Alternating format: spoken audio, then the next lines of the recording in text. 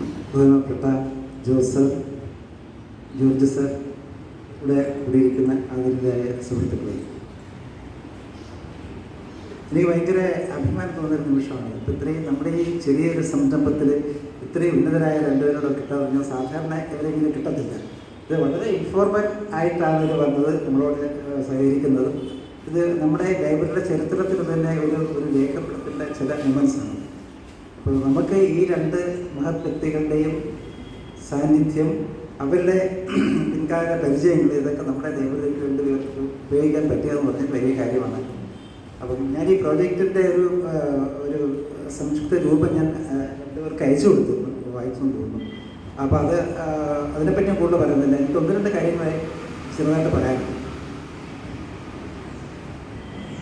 ഒന്ന്, ജോസ് സാറിനെ പരിചയപ്പെടുന്നത് ഒരു വല്ലാത്ത സന്ദർഭത്തിലായിരുന്നു. 1994 തോന്നുന്നത്. അദ്ദേഹം ലോക്കൽ അഡ്മിനിസ്ട്രേഷൻ്റെ ചാർജായിരുന്നു. അന്ന് ഞാൻ തിരുവനന്തപുരം ഒരു കമ്പ്യൂട്ടർ ട്രെയിനിങ് സെൻ്റർ നടത്തുകയാണ്. അപ്പോൾ ജോസ് സാറ് ഏത് ഡിപ്പാർട്ട്മെൻറ്റിൽ പോയാലും കുറച്ച് വ്യത്യസ്തമായിട്ട് ജോസ് സാറ് ഏത് ഡിപ്പാർട്ട്മെൻറ്റിൽ പോയാലും കുറച്ചൊക്കെ വ്യത്യാസമായിട്ട് ചിന്തിക്കുന്ന ഒരു മാന്യതയാണ്. അപ്പോൾ അദ്ദേഹത്തിന് തോന്നി തിരുവനന്തപുരം കോർപ്പറേഷനിലെ ജീവനക്കാർക്ക്, അവിടുത്തെ ഒഫീഷ്യൽസിന് കമ്പ്യൂട്ടർ ട്രെയിനിങ് കൊടുക്കണമെന്ന് അദ്ദേഹത്തിന് തോന്നി. അപ്പം അങ്ങനെയാണ് അദ്ദേഹം ഞാനായിട്ട് ഒരു ബന്ധത്തിൽ വരികയും അദ്ദേഹത്തിൻ്റെ കൂടെ ഞാനിരുന്ന് ഞങ്ങൾ പ്രോഗ്രാം വർക്കൗട്ട് ചെയ്യുകയും ഒക്കെ ചെയ്തത്.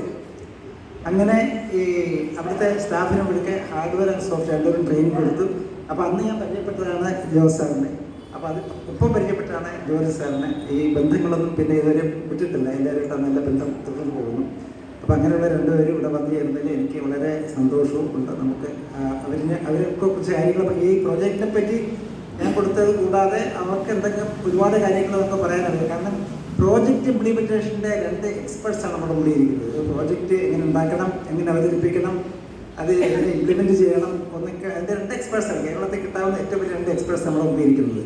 അപ്പോൾ അവരുടെ അഭിപ്രായം നമുക്ക് വളരെ വാല്യുബിളായിട്ട് അഭിപ്രായങ്ങളാണ്, അത് നമുക്ക് കേൾക്കാം. പിന്നെ ജോർജ് സാറ് ശ്രീചിത്ര തിരുനാളിലെ രജിസ്ട്രാറായിരുന്നു. അപ്പം ഒരുപാട് പേര് എന്നോട്, ഞാൻ തിരുവനന്തപുരത്തായിരുന്നപ്പം എന്തെങ്കിലുമൊക്കെ കാര്യങ്ങൾ എമർജൻസി വരുമ്പോൾ ഹോസ്പിറ്റലായിട്ട് ബന്ധപ്പെട്ട എമർജൻസി എന്നെ വന്ന് കാണാറുണ്ട്. ഞാനുള്ളത് സാറിനെ കോൺടാക്ട് ചെയ്യും. സാറിനെ കോൺടാക്ട് ചെയ്തവർക്കൊക്കെ സാറ് ചെയ്യാവുന്ന സഹായങ്ങൾ ചെയ്തു കൊടുക്കുന്നത്. അപ്പോൾ അദ്ദേഹം മറന്നുപോയിട്ടുണ്ടാവും. അപ്പോൾ ജോലി സാർ അദ്ദേഹം മറന്നുപോയിട്ടുണ്ടാവും. അതിൽ ഒരാൾ വിളിച്ചിട്ട് അദ്ദേഹം പറയും എന്താ അദ്ദേഹം സംഭവിച്ചത്. അത് നമ്മളെ പ്രതീക്ഷിക്കാത്ത രീതിയിലുള്ള ഒരുപാട് സഹായങ്ങൾ അദ്ദേഹം വഴി നമുക്ക് കിട്ടിയിട്ടുണ്ട്. അദ്ദേഹം അത് മറന്നുപോയി. അത് ഞാൻ വഴിയാണെന്നുള്ളതിൻ്റെ കാര്യത്തിൽ എനിക്ക് വലിയ ചാരിതാർത്ഥ്യമുണ്ട്. അപ്പോൾ അദ്ദേഹത്തെ പറ്റി എനിക്ക് ഓർക്കാതിരിക്കാൻ പറ്റത്തില്ല. അദ്ദേഹം ആദ്യം എൻ്റെ മനസ്സിൽ എങ്ങനെ കയറിയോ അതുപോലെ തന്നെ ഇപ്പോഴും എൻ്റെ മനസ്സിൽ തന്നെ ഉണ്ട്. അപ്പോൾ അദ്ദേഹം ചെയ്തു കൊടുത്തൊരു കാര്യത്തെപ്പറ്റി ഞാൻ വിളിക്കാം.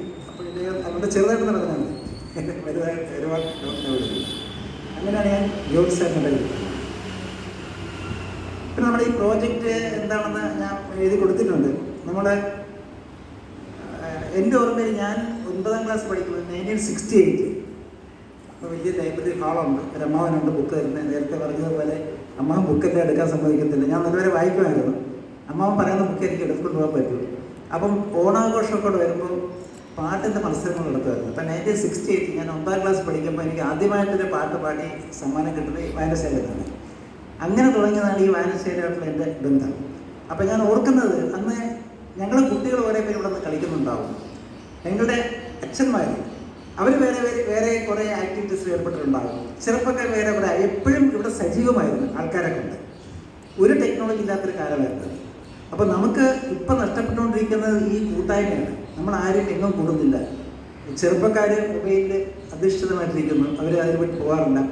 പ്രായമുള്ളവർ ടെക്നോളജിയിലേക്ക് വരാനുള്ള ഒരു വിമുഖതയുണ്ട്. അവരാരും ടെക്നോളജി ഏറ്റവും പോയി കഴിഞ്ഞാൽ ഇതിനകത്ത് എന്തെങ്കിലും സിനിമ കാണുകയൊക്കെ അല്ലാതെ ടെക്നോളജി എന്ന് പറയുന്നത് പേടിയാണ്.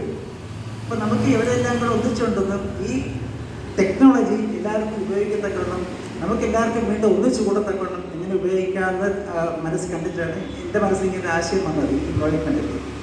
അപ്പോൾ അത് വഴി നമുക്ക്